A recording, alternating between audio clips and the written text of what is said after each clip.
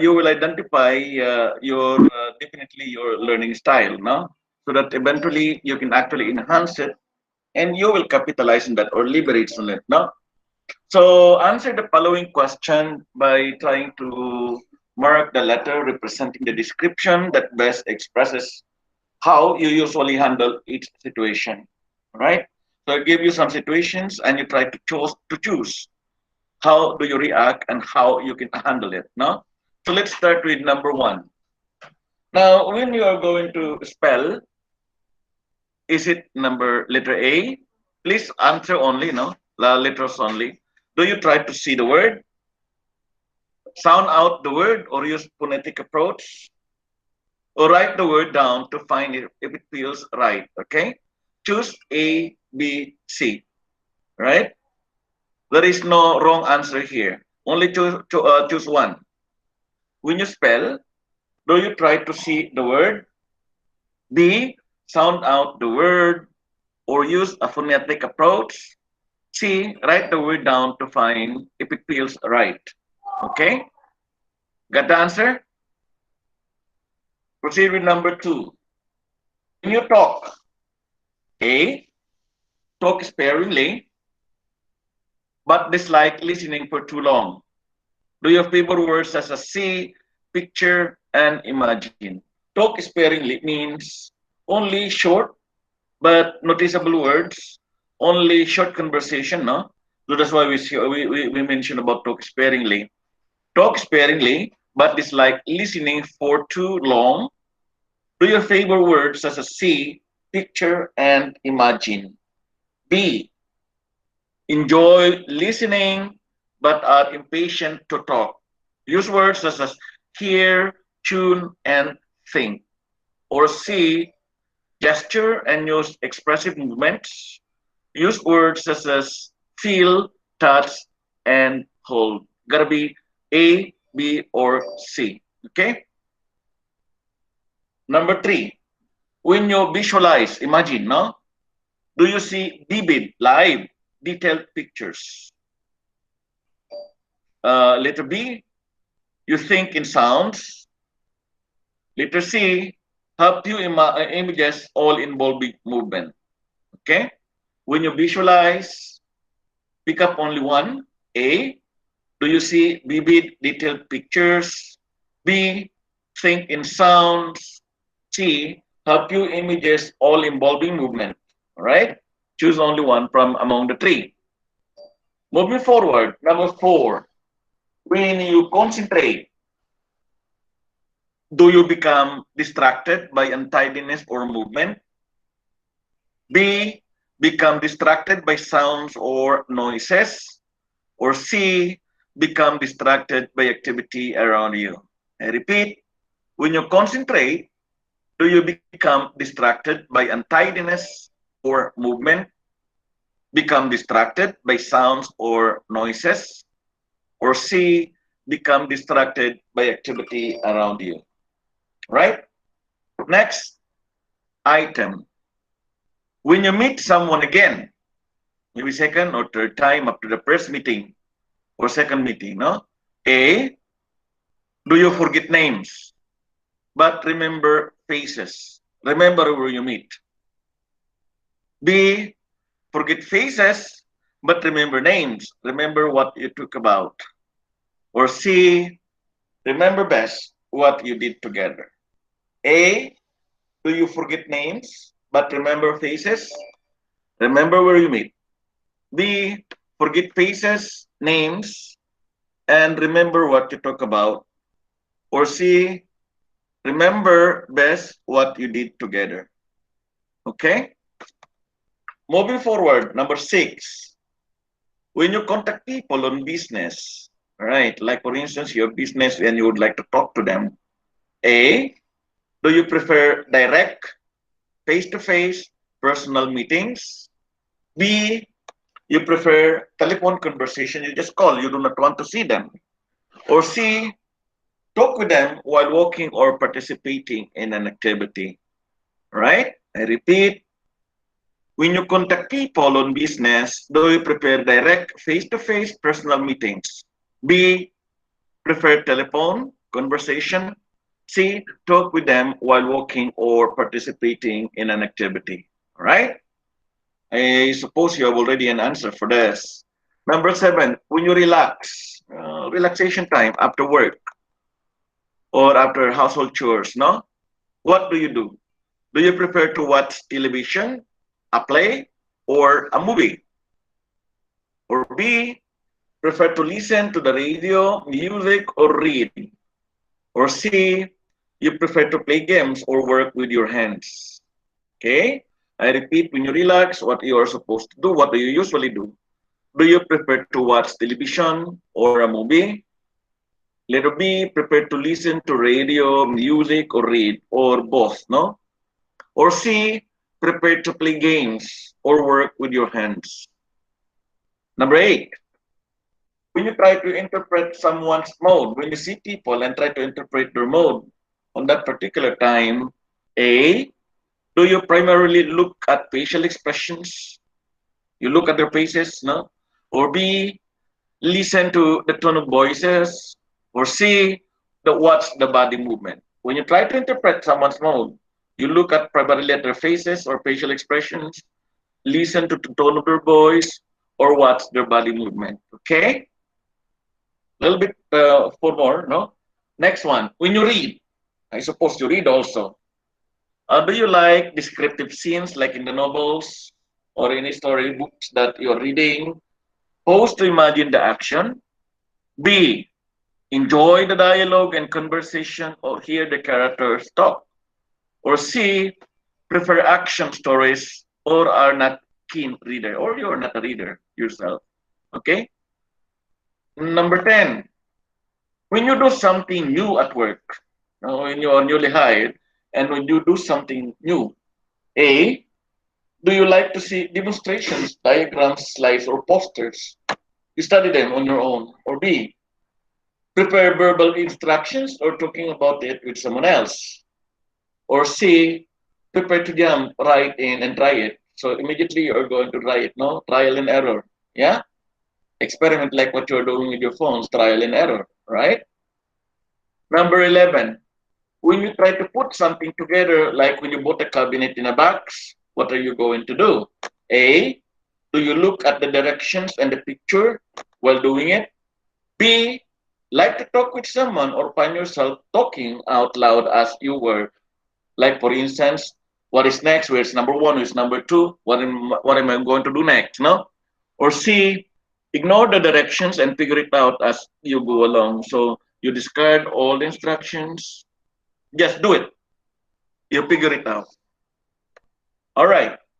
When you need help with a computer application, just in case you are actually having applications in computer, A, do you seek out pictures or diagrams?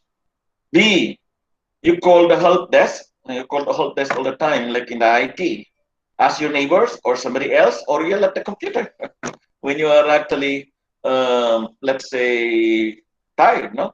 Or C, keep trying to do it, or try it on another computer. You will try to do it and try it most probably on another computer if you have a spare computer. That's number 12.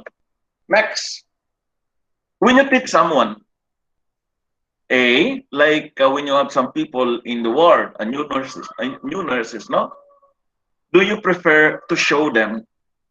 B, do you prefer to tell them what they are supposed to do?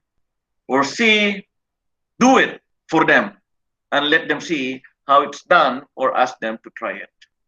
You demonstrate, show them, and ask them to try eventually. All right. Now, what do you think is your learning style? Okay. Count the number of A's, count the number of B's, and count the number of C's. All right. I would like you, from among the 13, which is more dominant, A, B, or C? I would like just you to figure out what is the highest number of letters that you wrote. Okay? Count the number of A's, count the number of B's, or count the number of C's. Okay? You got it? Yes, we got it, doctor. All We got right. it, Victorious. Okay. So more or less, some of you here are very close. No, maybe others score 4, 4, 5, something like that, or others score A7. For me, A7. A7. Okay, 7. Very good. What about B? B only 2. How many? No, no, no. What about 2. the others? Okay, 2. Okay, B2 and A7. C3 for me. I would like you to G4. identify only the most. Okay. All right. A. Who got the highest number of A's from any of your answers there? I have Me. 5. I have 5. One by one. Six, One by one. Let me see now. I have 6 Okay, 8. hold 6 on. 8. 6A. O JB, no? Yes. JB. Ola JB. How many A's? 6. 6. Very good. Okay. All right. Who else? B. 8. 8A. That's good. Yes. Mariam, 9. Nisha got 7. A. Bensi got 6. All right. Okay.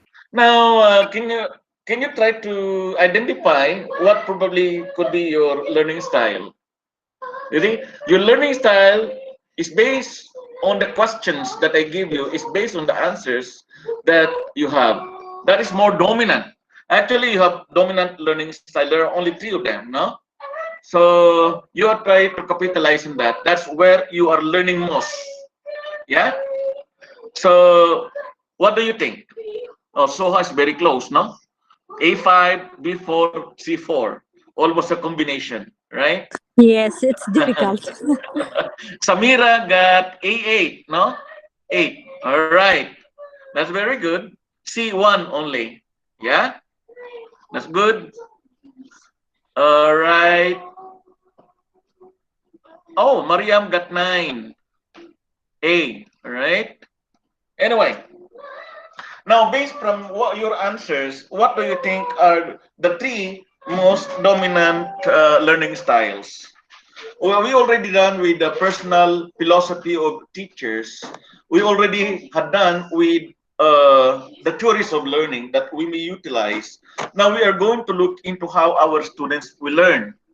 Now, based from our exercise today, we have to look first on how we are learning so that we will have some basis on how the students will learn eventually. Do you notice that our learning styles are actually different from one another? We learn different ways. There are people who are actually, let's say, who are good or who would like to listen all the time to lectures. And there are people who really would like to concentrate on skills. Yeah, they would like to have demonstration. Other people would seemingly be sleeping, but they are listening. You see? What do you think are the 3 learning styles that we do have? Okay? You don't know? Now let's proceed. So let's try to take the first question. When you spell, when you try to see the word, okay, the answer itself indicates that you are visual learner. All of you, if you have answered dominantly, let's say the highest number of your answers would be A, you are actually more on visual, right? You learn more by seeing, right? You learn more by looking at it. So you will be, and we'll talk about that as we go on. You will be more attracted with the materials that are projected on the board. Maybe you are more attracted by a very colorful PowerPoint presentation by your teachers, right? So you are a visual learner. We'll discuss about that as we go on. Okay. What about letter B? Sound out the word or use a phonetic approach. If you have a dominant answer that is actually B, you learn more by listening. Now, sometimes this is actually very good because you see, we misinterpret this all the time as teachers because we think that students are sleeping. Because you see, they are not focusing their attention to us. They are not looking at us. But you will be surprised that even though they are not looking at us, yeah, even though they are actually not looking at us, but their ears are open. That's the reason why they are visual learners. Okay, so you notice that sometimes I do not actually look into some students who are not listening. Maybe who are not actually looking at me. Maybe they are actually learning by trying to listen on what I'm going to say. So you are auditory learners. You learn more dominantly by using your ears. And of course, if you have the most number of C as your answers, you learn more by tactile touch. Okay? You are a skill-based person. You would like to touch everything in order to learn, right? That will be Very the most visual. dominant. Yeah? I Hello? prefer A, yani Yeah, visual. yeah. So you are visual. Okay? Very good. So you know now. So let us try to look into the different types of learnings that we know of. Okay? All right. So what are your learning styles? Usually these are the things that we allow our students or that the students can actually learn. Take note of this. Information enters your brain on three ways. Most of the time in the classroom. By sight, by hearing, and by touch. Now all the time, all these different senses will actually dictate the different learning styles that we have. So number one, we have most probably some of our students are visual learners. You learn by sight. Okay? Number two, auditory learners. You learn by hearing. Number three, tactile learners. Kinesthetic, you learn by touch. So as I mentioned to you earlier in our previous exercise, when you answered the 13 questions, if your dominant answer, let's say 5, you learn more using visual, using sight. So you are a visual learner. Why is it that you're a visual learner? Let's see later on. No, let's try to see the descriptions if it will fit you. If your answers are B, most of the time, let's say 5 for 4, you're auditory learner. Okay, you learn more by hearing, and of course, if your answer is C, then you're tactile. You are a tactile learner. You learn more by touching, kinesthetic, body manipulation. Okay, so let us try to move forward after this. Now, let us try to look on the description of visual learners. Right. What do you do here? See, those who got letter A, so listen to this. You have to imagine also that when you are teaching in the classroom, most of the time, do not look at your own standard. You see, you are always going to consider all the students that you have in the class, no matter what. There are different students. There are different types of students in terms of intelligences, in terms of the way they learn. Intelligences, let's try to adapt multiple intelligences. In terms of how they learn, let us try to adapt the three categories of learning styles, right? So do not let our standard as if that will be the standard of the classroom, because students are students, they have their own way to learn. So let's say they are visual learners. We have to cater on the needs of the visual learners. We try to prepare materials that would meet their needs. That's the reason why sometimes we have to make our PowerPoint and our materials very colorful so that we can actually meet the needs. You see? So what do they do here? Visual learners prepare to see information such as pictures, diagrams, cartoons, and demonstrations. So it's very important that in your PowerPoint or in the teaching materials that you would have, you must always show. There must be something that you have to show to the students, because visual learners learn more by looking at your materials, including yourselves. You see, that's the reason why teachers must always come to the classroom fully prepared and fully dressed. You have to dress decently, of course. Yeah. Number two, you have to be pleasant. Nah? You have to be pleasant.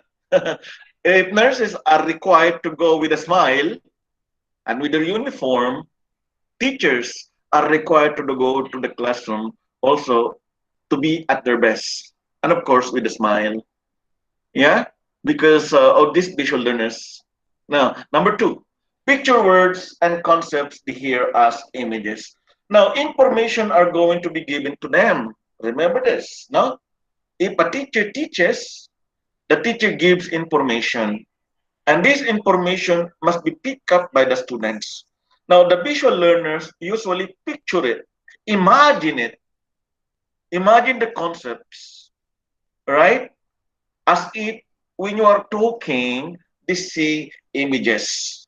These images now will be created as symbols. Now it will be deposited in the brain, in the cerebrum particularly. So they imagine, they conceptualize all the images that you see. They transform your words into images. That's why it's very easy. It's also necessary for us to be creative in creating images, to be creative in giving descriptions so that visual learners can actually imagine what we are talking about. Moving forward, they are easily distracted in lecture with no visual aids. Imagine this, when a teacher is teaching without PowerPoint, that will be destructive. They will not learn. They will not see. They will not act. They will be bored. Or if the PowerPoint is very dry, very dry, it's not colorful. It's only one tone, maybe only white, or the background may be colored and the letters may be black. And there are no images, purely words. Visual learners do not like that. You see? They hate it. They will be bored. They will not pay attention to you. So take note of that, no? Maybe you try to apply this with your kids also. It will be very helpful, no? It's necessary for us to identify. We are going to be teachers to our patients. Now we are going to start teaching ourselves and teaching also our children if we have children. And of course, if we mean teaching them, we have to know our teaching style and we have to know their learning style to guide. You see? That's the best way, no? So number 4, they are overwhelmed with intense visuals accompanied by lecture. Imagine this, no? When you are lecturing as if they are watching a movie. You describe, you teach, then they're actually running around all the images that you created. And that's how these are being processed in the brain. Yeah? And of course, they benefit from using charts. If you have the charts, no? The maps, the notes that you have on the whiteboard, and the flashcards that you create, like in the case of mathematics, when they study. They also create study materials themselves, point to remember, review materials, they create. That these are your visual learners, no? Maybe you are more on this one, therefore you learn more. Yeah? So that's the technique in understanding your students. You have to understand first yourselves. Moving forward, they will always say, let me see it in order to believe you. To see is to believe. So they utilize dominantly their eyes. They leverage on what they see. Whatever they see, they will learn. Whatever try to learn, they try to see it, either in the form of images and so on. Okay? All right. Moving forward. Number 2, auditory learners. All right? Obviously, it comes from the word audi, means ears, no? They learn by hearing. Okay, what do they do? They use dominantly their ears. They prefer to hear information spoken. They like presentations which do not have PowerPoint or any aid. You see, sometimes when you forgot teaching materials or teaching aid, if you speak, they'll try to listen to you. Auditory learners, they don't care if you have a PowerPoint slides or not. If you are just going to speak, they will just listen. Okay? So they create images not from the side, they create images using their ears. Number 2, lecture method is heavenly to them. You know why? Because they can absorb a lecture with little effort. You see? They can listen for hours. They love listening. Yeah? They can learn more if they're going to do so. How they will understand, I don't know. Yeah, that's They right. Exactly. with the auditory. Now, they process information very critically using their ears. How they will understand? They will understand already because while somebody is actually talking, you know what I mean? they process that information. They create images using what is spoken. They like listening. That's the reason why if you're going to look at the classroom, for instance, I see so many students like this, you see. In the classroom, for instance, no, we demand students to pay attention all the time to us. That's unfair because we are only catering for students who are actually visual in nature. Yeah, because they like to see what they try to learn. But auditory learners, sometimes it's difficult for them to look eye to eye, to look at you. Sometimes they do not want to see you. Sometimes we may actually look at them as if they are sleeping, but they are not sleeping. You see? You remember there are students like that in the classroom.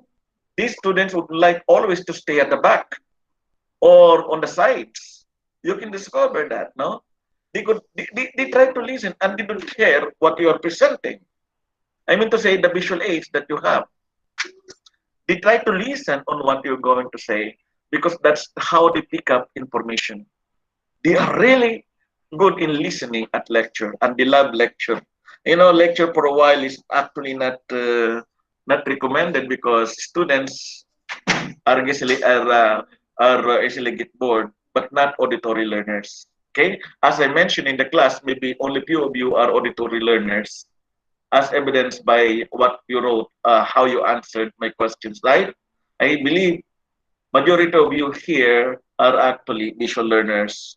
See, we do not actually discount the fact that there are auditory learners in our classroom.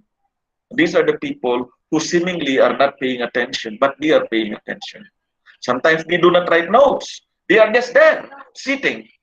They are not just there as if they are distraction. They are just there as if they are sleeping, but they are listening. Yeah? You know what I mean? Number three, they may not need careful notes to learn. They do not even write. You see? Sometimes they jot down once in a while, but they don't care about what they are going to write. They just simply listen and they pick up and they can already memorize what's being spoken. Remember this. Number four, that's the reason why we are mistaken. We are mistaken as teachers that they are not always paying attention to us because we always command, pay attention, focus here, look in front. But it's not the proper way to teach students in the classroom, especially if we have auditory learners, because auditory learners often avoid eye contact. Their way of concentrating is actually to close their eyes and just open their ears to avoid eye contact, to look at somewhere and just actually focus their ears on what they listen to. You see? A distraction for them would be the visual aid that you may actually have. They may not like it. Yeah? And most of the time, yeah, you have something? Doctor, Yeah. I am a BLS instructor, and the way of the students, if they will not give me that eye contact whenever I'm teaching them, really I will be angry. I will not be happy. Yeah, exactly. And Now you know. Now you know already, isn't it? yeah, I know. In instructor, very frustrating. We always demand full attention. Yeah? We and only also ask them to practice to learn while watching the videos. So then I will be roaming around them like that while talking and teaching. That's why I like visual more.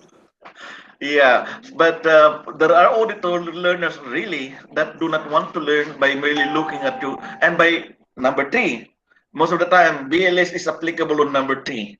No, you can teach better, tactile, and Yeah, we'll go into that. Yeah, so they avoid. And sometimes very annoying, you know, teachers are teachers. Sometimes they are very annoyed. This is the thing that I'm telling you, as if they are not paying attention, right? right, right. Now we can understand them because there are learners who do not who can learn by merely opening their ears.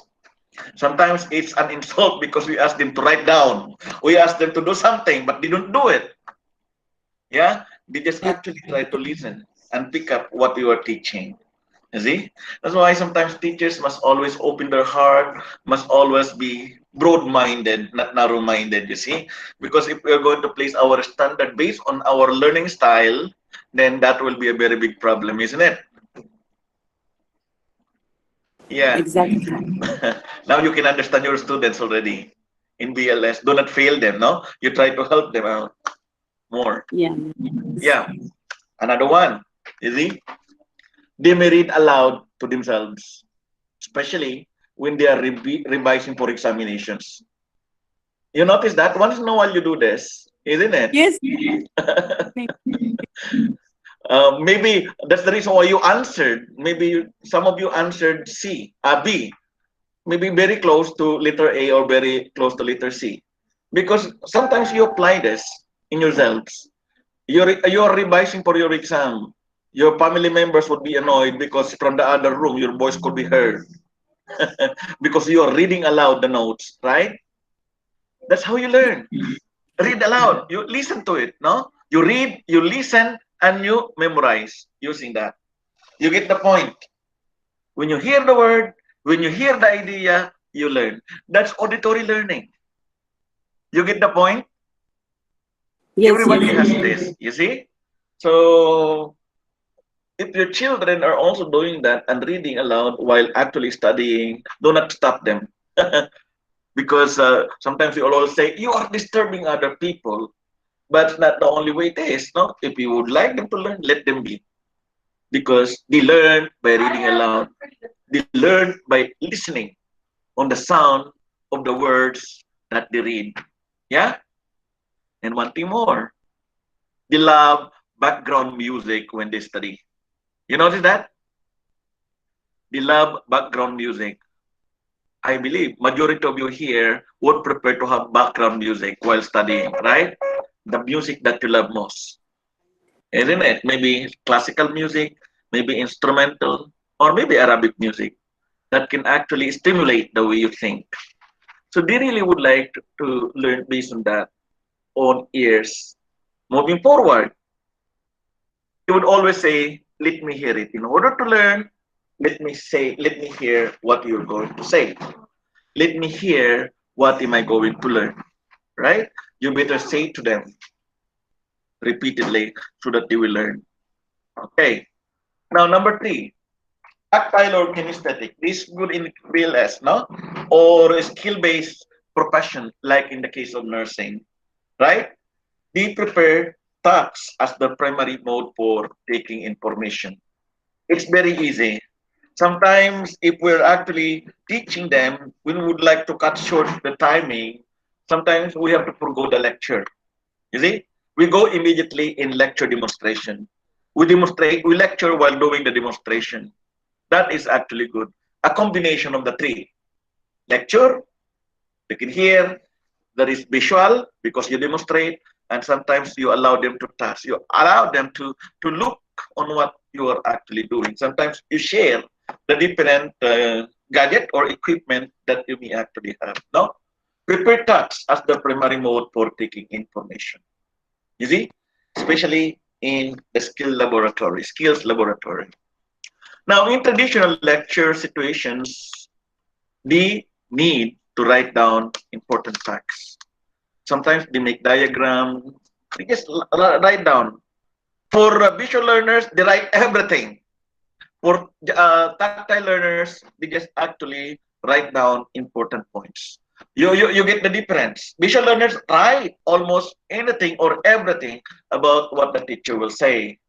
In tactile learners, they only write informations that are actually needed. That's the reason why it's easier to learn when you are actually looking and writing also. That's the reason why during conferences, what is actually given in the conference? It's given. Look at this. This is always there. You are expecting that when you are attending a conference, you would listen. But sometimes it's very difficult to learn by just merely listening. It must be reinforced. How are we reinforcing this? Very simple. We are writing anything. Although we know for a fact that all the things that we write will not be useful to us. That means to say it will not be used by us. Isn't it? Have you attended conferences, so many conferences? Many of you, right? Because we require CPD, right? When you go home, do you go, Right. do you go back to what you write? Do you review what you wrote? Never. Isn't it? Never. Why? Because that writing pad, that writing materials were used to reinforce what you could actually hear or what you could actually see. That is the only purpose. Why is it that you're writing? It's an exercise in utility, but if you're going to look at how it helps you to remember information, that's the real purpose of it. You get now? I believe so many Wow. people here are attending conferences. I myself also will reinforce because I write down and eventually throw it away. The writing pad that I actually used to write down all the things that I jotted down during the conferences. Never would I go back. And most of the things happen like that. Okay? Now, they write down important facts. That's the main difference between visual learners. Visual, write everything. Tactile, write only in sketches. Write only the important facts that they could actually remember, including in reading. When you read, you underline or you write only some facts. Okay? Then, number 3, you create study sheets connected to vivid examples. Like for instance, uh, when you are actually studying for a quiz, you would like to summarize every chapter that you have. You write there is points to remember, important points. Yeah? Or maybe you try to make a symbol that would be associated with knowledge. Or maybe you try to create mnemonics that will actually tell something. Like in the case of 12 cranial nerves, until now I can still remember that, no? I learned that when I was in college, the 12 cranial nerves. On the old Olympus towering top, a Prince and German built a special hat. That's the 12 cranial nerves because I use only the first letters of the things that I mentioned on the old. See, O, O, O. Yeah? Optic, oculomotor. Remember that? So these are the 12 cranial nerves that we can actually have. So sometimes students create something so that they can actually remember, okay, when they study. And tactile learners like role playing. So that's the reason why you demonstrate. That's the reason why when you teach also you do role play, okay. And you are very hands-on in this case, no. Role playing can help them learn and remember important ideas, okay. So when you role play, you do this a lot in BLS. You do this a lot in demonstration, role playing, especially in psychiatry, Yes, right? sir. So you role play in emergency cases also. You have to role play. Most of the time, you are addressing the need of tactic learners, and of course, you benefit more by using manipulatives. What are the manipulatives? These are the equipment that you use, isn't it? When you are demonstrating something, let's say you are actually demonstrating how you are going to insert IV cannulation to IV, no? You are starting IV cannulation. So there are so many equipment there. All the materials that you will be using will be shown to the students, and you do not only show that, you let them hold it, isn't it? You give these manipulatives to them so that the students will actually hold it, look into it, and learn from it. That is actually the meaning of manipulatives. Like in the BLS, what do we do? Isn't it we are actually giving examples and we handle them, right? Like for instance, the mask, the oxygen mask. We try to differentiate the the mask that we are actually using, right? Then we give that to the students, isn't it? They hold it, that they will be surprised. All the materials Yes, that yes. we will be using, no? So we are addressing the kinesthetic learner's needs in this case. See? So that's the reason why it's very essential that we, as teachers, will know the different learning styles of our students. We do not get mad if they do not actually meet what we are expecting from them. We should always adjust as teachers. You see? So that's the reason why it pays to understand them all the while. In that case, we will always say the tactile learners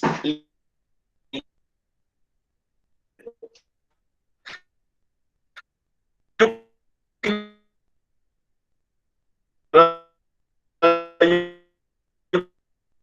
learn better. Now, because they have prior ideas already on that case. All right. So they will always say, let me experience it, let me do it. That's the reason why you do have your return demonstration. In BLS, isn't it that there is a return demonstration, right? They try it, Sure. you let them practice, isn't it? Then eventually they try to demonstrate it. That's actually addressing the need of tactile or kinesthetic learners. Yeah? Uh, there is no foolproof evidence that one type of learning style is better than the other. Okay? That's the reason why I doubt if some of you here answered zero in one of the three learning styles. If you answer zero, then there must be some workings that we have to do, isn't it? Everybody answered A, B, C at least one or two, right? But no zero among the three C's, among the three letters that I asked you to write. Anybody here wrote zero or did not answer A, B, or C? At let me say your score would be zero. Anybody in the class? I believe no one answers. No answer means no one. That No, means, we are here, doctor. huh? We are here listening to you. No. I mean to say ABC. Anybody answered zero in A, No, B, or doctor, C? no, I believe no. everybody got their answers one or two at least, no, in choices, right? So when you keep quiet, that means to say nobody answered zero in the three choices. That means to say you are utilizing all, but it's just that one learning style is more dominant. You get the point. You learn better, you learn more by adapting one learning style. So take a leverage on that, take advantage on it. That's how you are supposed to learn. You take advantage on the more dominant learning style that you may actually have, as we expect students to take advantage of it. That's the reason why, as teachers, we'll have to see to it that we will spot, or we must spot, the learning styles of our students, isn't it? Just like knowing our students very well, knowing their names, knowing their first names, not only ID numbers, knowing also what kind of learning styles they actually have, so that we will address the need whenever it's needed. Just like our children. If we do not know our children, then we can easily get mad at them, especially when they're studying. You know, if you are a mother and you have school-age children, sometimes if your children, like right now, they are always having online learning, no? Sometimes they will not be sitting for a while, for 1 hour. You have to understand your kids. In psychology, the students can hold only around an average of 15 minutes continuously attention span. You are expected The students are expected not to sit down for 15 minutes, or else they will lose concentration. So the reason why after 15 minutes, you will see your children moving around, trying to regain their concentration. After that, they go back. They cannot stay in one place a while. That's attention span. See, knowing our children. Now, how they learn? We have to learn, we have to know also the learning style so that we can actually help them in a way to learn. Just like our students in the classroom. Knowing every single student in the classroom is actually the key to have a better teaching experience for us as teachers and a learning experience for students. You get the point? Do you understand? Class? Yes. All right. So those are the three learning styles that we have.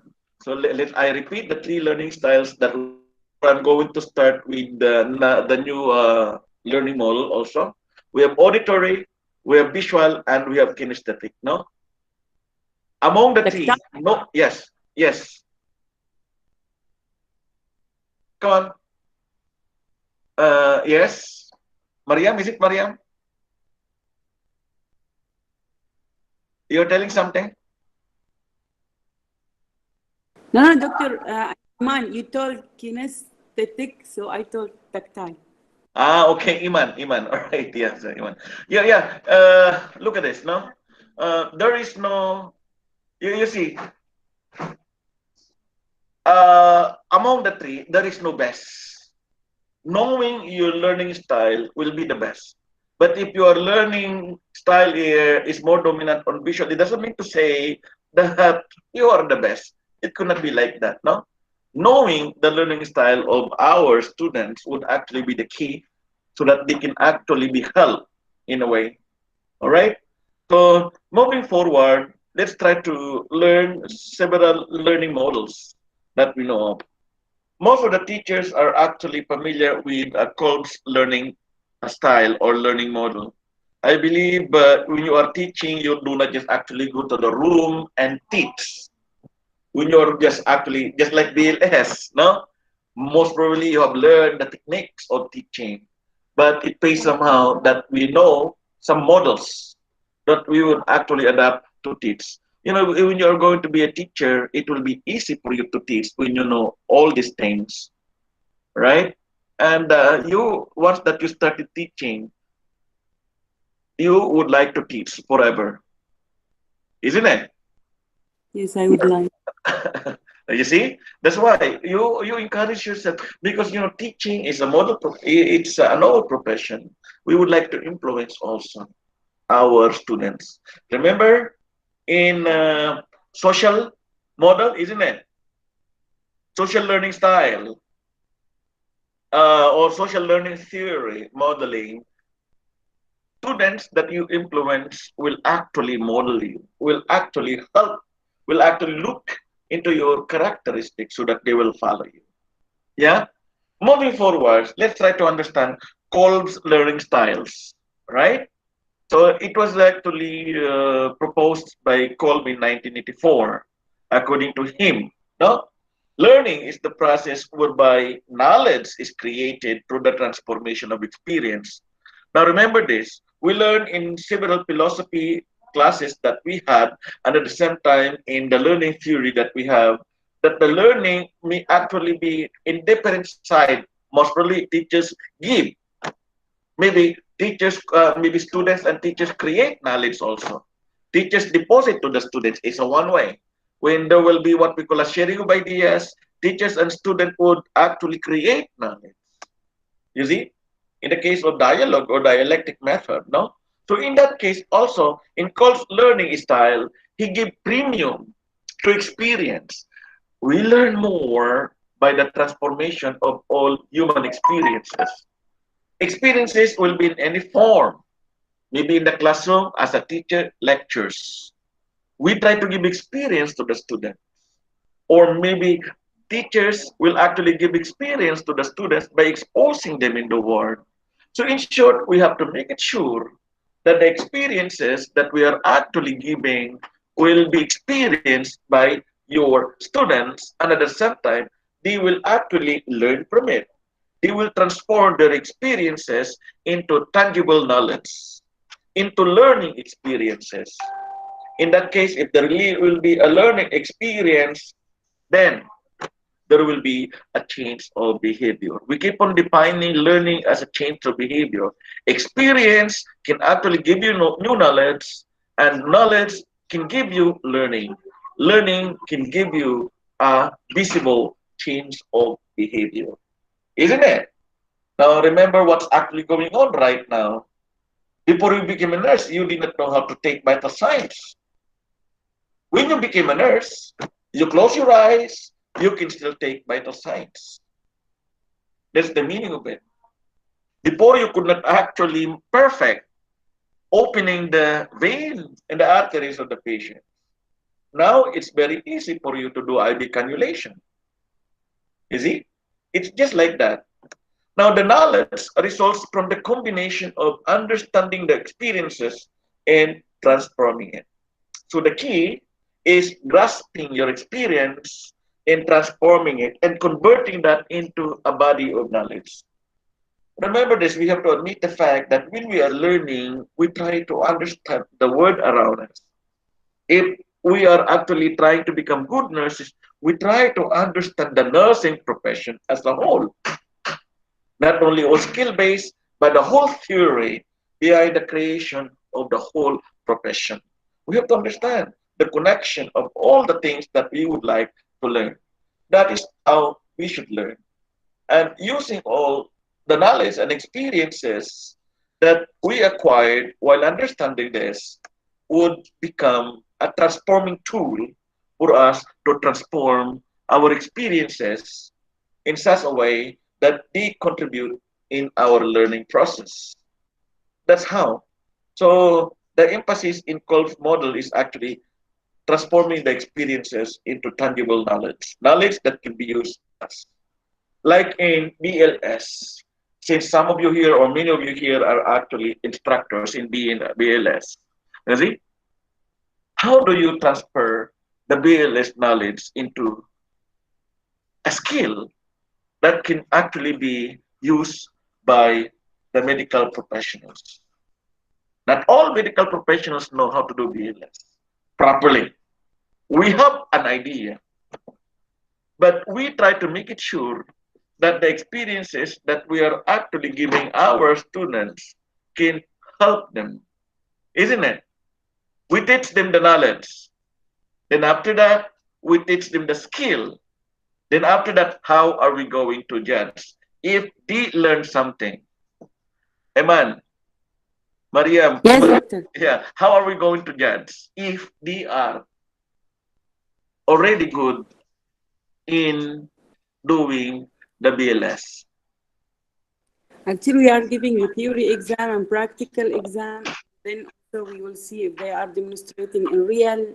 We will hear about them. We will hear about their experience, especially in their wards, if they will be having any collapse patients or how they will do it. But first, with the practical exams, we will see if they are doing well or not. So practical exam, what do you observe in the practical exam? We are having some adult CPR and we are having pediatric. We will see how they are doing the very good skills in compression, giving breath, using the AED like that. Very good. You look at their actions, isn't it? You look at their behaviors, right? That's what we observe, isn't it? Yes. If If they are they following do, the organized way like that. yeah, if they are following the proper way, organized way, including the counting, right? Yeah. So we are observing people. We are observing their behavior. Then later on we say you pass. Later on say you need more to learn, isn't it? Sometimes we have to assess them. We have to help them.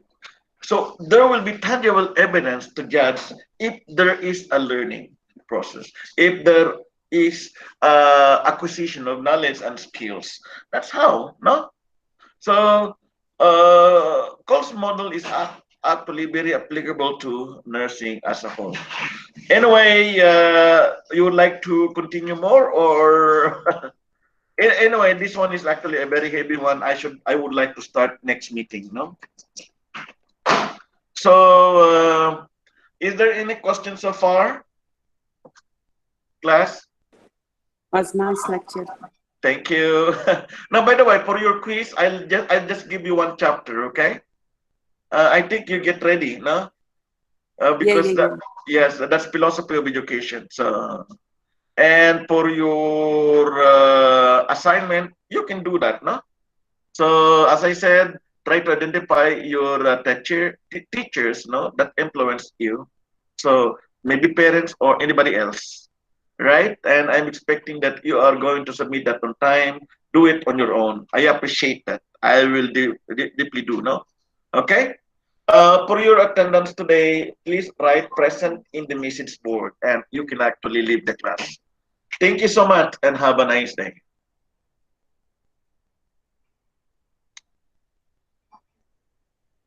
Thank you. Yeah. Bye-bye. Thank you. Bye.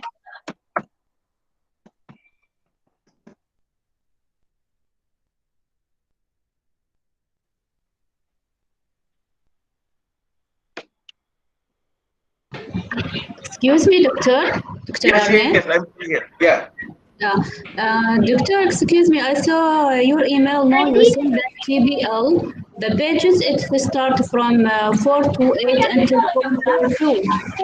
No. 428 to 338. As I mentioned to you, I just give it to you, no? 10 Yeah, pages. that's before, but the recently email what we received today, it's Uh, mentioned like that. That's why we want to confirm. no, I'm very sorry. It's I stick with 10 pages, no? As I give it. No, I just actually forwarded it to you because I forwarded everybody, no? It's Okay, only thank you. 428 to 438, no 10 pages only. Okay. Okay, thank you, doctor. Thank you.